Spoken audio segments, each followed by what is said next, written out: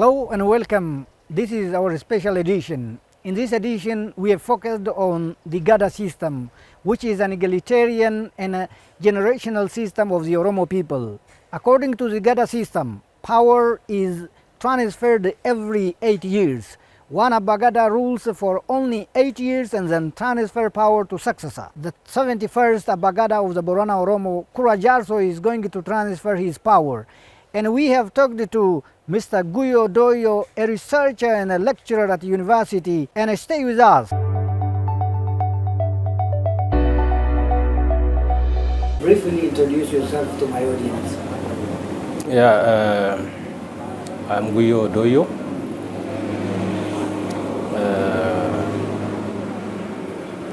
A philosophy researcher. Thank you. And as you know, this Gada system is the very identity of the Oromo people, and particularly the Borana Oromo is known for its Gada system. You know, nurturing this Gada system and sustaining from that generation to this generation. And my question is therefore, how does this the Gada system serve as a foundational model for the modern democracy? First of all, this is a system, a very indigenous system. The history of this system goes back too long, and also its structure is too complex. As a system, it is a system that this community used to build generation. It is a generational system which goes beyond mere political system. They used to build generations through this system and organize their own political structure, which guides socio-political economy in all different aspects.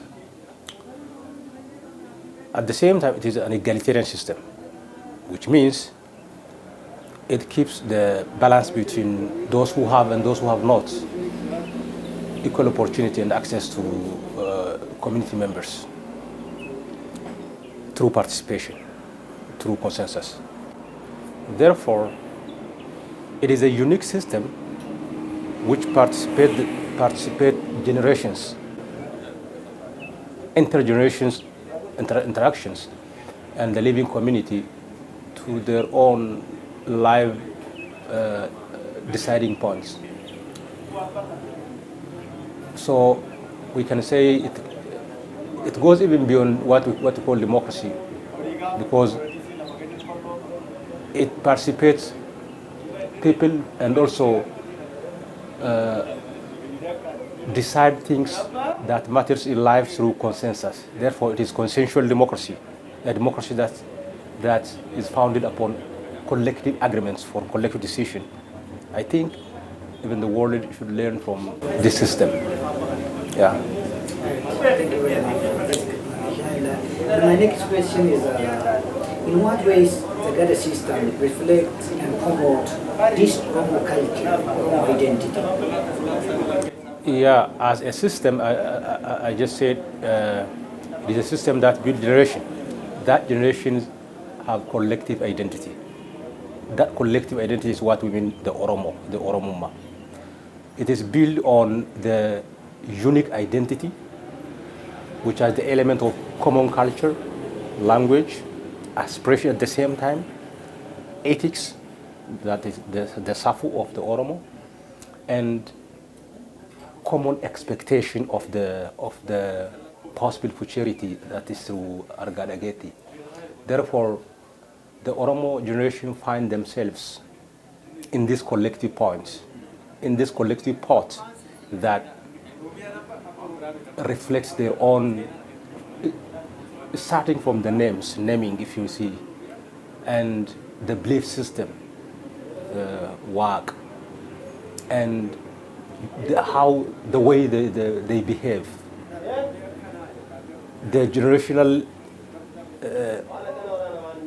demarking point, like we have the Bale, we have Gamme, and then these all have their own way to act, and that is built culture. And the system itself is an identity reflecting system. but it goes beyond identity for its inclusiveness of the others. Therefore, it reflects the Oromo identity from collective culture, language, beliefs, and norms, and the way people are expected to act and reflect their own opinion even. Yeah. Do you think this Oromo identity is being fully utilized as a researcher? You have an expectation, and do you think we have utilized it to the extent that should be? Yeah, I doubt, because this system has been interrupted from various points raising at different times. Even at some time we can say some interruption created a kind of gap among generations. Even interventions of the modern schooling system. The modern schooling system, which does not include the value of indigenous system in the curriculum, has also impact on the way we build generations. Some of the system, particularly the Western system, push us from ourselves, push us away from ourselves. Let us ignore our own identity, our own values. Some of the researchers, when they explain, we learn to unlearn what we learn from cultures. Therefore, this education forces us to distance ourselves from our own being, which may take me to your question. We did not fully utilize this system because of modern interventions, right from education, political system, whatever. Gada system is also a system. You cannot stop nature. You cannot stop generation. Likewise, you cannot stop Gada system from this. If you stop it, then generation will be disrupted straight away. Therefore, because of various factors, various interventions at different time, political system, educational system, and some of the others, we didn't utilize it to the point we have to. How does the Gada system shape and express the Oromo identity and express the Oromo values in the context of Ethiopia? Yeah, Gada system has the principles and pillars, very important pillars, that enable the system to tolerate the others. Not only toleration, beyond tolerations, like a form of positive adaptations, inclusive culture. It is outward open system, outward open, it's not closed. That's why we have very important values like Gudifacha, adoptions, not like adopting the aliens, just adopting humanity and just putting equal to yourself, your children, and giving them names if necessary, and sharing your property, sharing your value. Even they can have Gada power if they are adopted, adopted. That's where we are open outward. So Gada has so many values to build the collective nations. Ethiopia is a nation of nationalities and so many other things. Therefore, a system that is very much pluralistic, very much open outward, can accommodate all this identity. Let alone Ethiopia, we can have a kind of great collectiveness in the Horn of Africa if we nurture Gada system. We are not closed in itself. We are open outward. Therefore, we can promote Ethiopia like Ethiopia without the Oromo is unthinkable. If you see the way Oromos are distributed through the country, the way our culture influenced the others. You know what? In history, there was a man that is grown up here, adopted by the Borana, who later on became the Ethiopian king, Susunius. He was grown up in Arero. Because of the Oromo value that he achieved, he could be able to lead this nation once upon a time in history. Therefore, since we are outward open, we are not closed. We have a culture that adopts others. We have a kind of assembly of law that tolerates the others. I think even Gada system is the best even to build Ethiopia at the most. Who told these people, who told these Gada leaders to design this very systematic and scientific way of dividing groups. As a researcher, what do you think about this? Yeah, I have been to so many places in this country and also outside the world. I visited so many places, including the society that have similar culture like this, the Akan community of Ghana. I visited, and the others. But if I come back to think about the Gada system, like you say, the way it is structured, the way generations are demarcated, delineated, and the way the values that govern humanity and that safeguard environment and wild animals are set up in this context, the way the system works, the way it is aligned with the way the nature goes, the way it is set up to the human age, the limit of humanity, it is more than to say scientific even. I'm surprised, frankly speaking, the mentality and the vision of those who created the system at the first time. Some of the world system, if you see from the distance, they look beautiful, attractive, like the world has come through so many systems: plutocracy, democracy, aristocracy, oligarchy, monarchy, now in democracy, and changing in a dynamic way, because it lacks some very basic elements. That's why one is replaced constantly by the other, is because the pillar is not that much strong. Why the Gada system is always there and continue to be new? Because those pillars, which is the brainchild of those very critical mentality, is surprising, I think. It's very complex. Yeah. Do you think this Gada system is against the human rights? Yeah, I think you're right, because some of the bench army researchers, those who do not go distance, bench analysts, they say always like, at the very beginning, Gada system and human value is unique from the Western point of view. We have no gender dichotomy. Women are human and men are human. No dichotomy. They are not opposite sects. We don't politicize that. If necessary to come to that, Gada system give priority to women. If you see now the way now what's going on in Jiloda,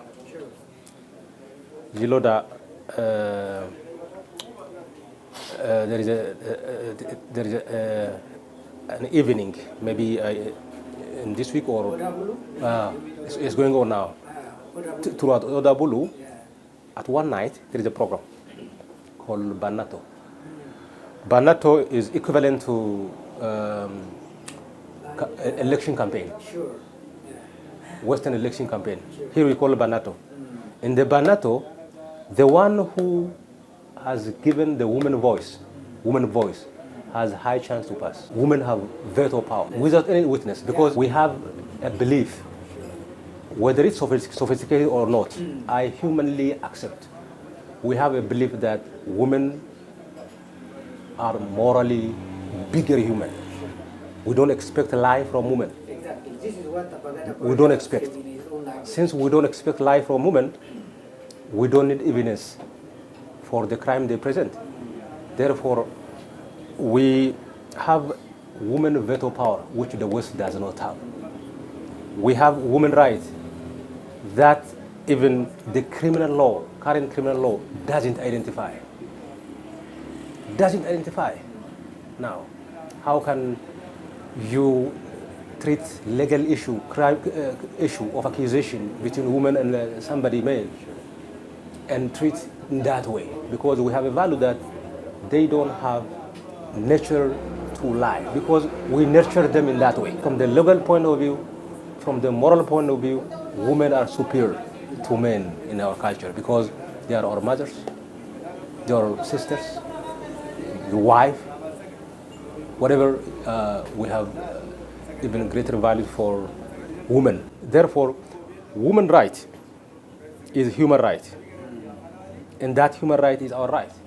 Therefore, we don't dichotomize it. Those researchers and I think activists who are bench-armed, they don't go far, but say that I recommend them to re-reflect on themselves and adjust what they are looking for. In the previous times, these Oromo indigenous values, including the Gada system, were denied. How do you see the initiatives that the government is starting to include this Gada system in the curriculum of education, at least at the level of Oromia regional state, and recognizing Gada values like Busa Bonofa? How do you see these initiatives? I have been part of all these things you mentioned. Now we have an Institute of Culture and Gada study at the university level. In Bule Hora University. Now managing the PhD student in the Gada profession. I was the one who lead the team that established that institute. I was the one who presented the proposal when I was the director at this university. And I was the first director of that institute, Gada Institute. I came to the recent reform in the Oromia policy towards Gada. I was a committee that drafted and presented and completed the Gada education in Oromia Regional Curriculum School. And also some of other things you mentioned like Busa Bonofa. I was part of the leading committee. These initiatives are very important. These initiatives, some of them are very successful because of the attention that is given by the government. Sometimes it's true that power is important. If you have the power of the system, political power, a power to decide, a power to direct the livelihood of your own nations, the power to decide on your own generations, that's very important. These are the result of the power of the Oromia regional government. You mean if it is in the past, it could not be happening? Yeah, it is. In the past, we don't have power, which means that we were not people who rule ourselves. Somebody decide for us.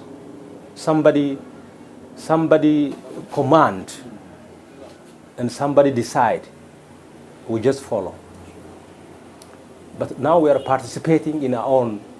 That's why even the ruling party, some people are saying that we are the children of a Bagada, which means that they are being proud of the system that has been denied for so many times, even up to recently. So these initiatives are important, I think, and I hope if it comes, some of the hopes and change that will positively raise Gada values in this our generations will come through these initiatives, through educations, through institutions. It's not only through teaching. We have been teaching about Gada for so many times. But now institution structures which decides, which shows things, which arrange are important, and I think and I hope we will continue to explore the uncovered and to disseminate those that are at our hands. Like even this is a kind of dissemination, is what you are doing, thank you. So it's good initiatives, and I hope and I thank even the government. If the government is somebody to thank away, that is the way I understand it. And what is the role of Gada system in, conflict resolution? Yeah, for one thing, in the system, in the very system, we prevent the conflict before resolution. This is the Gada value. We prevent the conflict. In on vernacular, we say, "Fulana mi guddan jirut, wanam matani." At a presence of somebody matured, things bad will not happen. Bad things will not happen because somebody matured is there. So we focus on the conflict prevention, and conflict resolution is something comes later. Proactively preventing. Yeah, proactively preventing. At the same time, we resolve. The Gada system have a mechanism to resolve if it happens, because it happens socially, economically, and politically. Conflict is the things that we cannot part and parcel of this life. When it comes, we have a very important value of deliberation. Deliberation is important. We have Gadis. Gada itself has Gadis. Gadis is a place where deliberation met, where people come together. Somebody considers this community as the assembly of law, society of law. We are a society of law. Unlike the northern people that have been suffering from the monarchical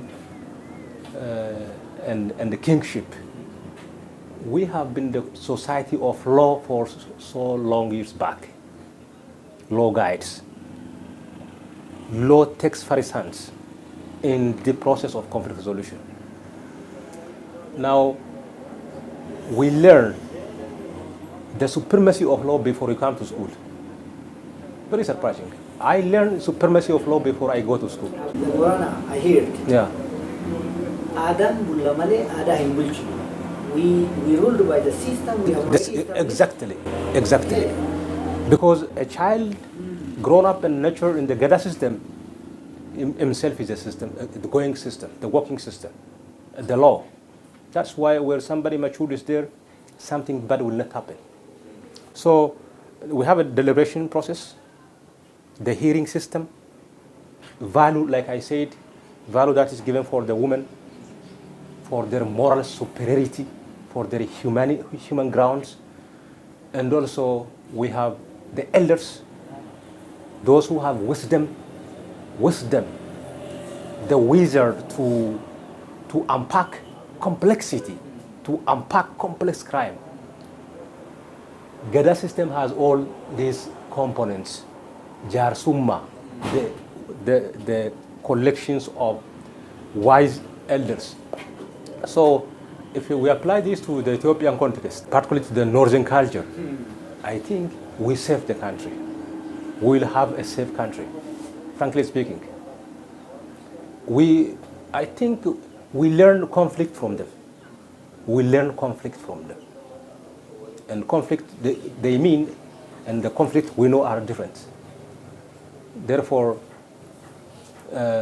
we have so many things to contribute and to teach them, I think, if we use Gada system, frankly speaking.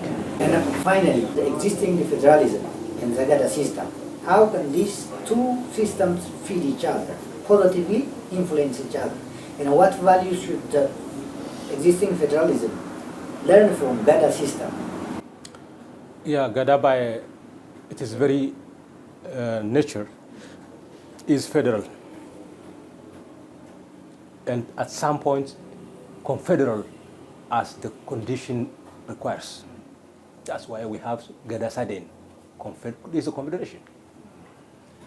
The expansions of the Oromo, the plurality of the Oromo, distribution through the country, and the distance created among the Oromo, let the Oromo govern themselves at where they are, according to the... Before that, we were one. The Oromo under one Gada system, under one rulership. But because of the expansions and necessity of decentralization, we did it.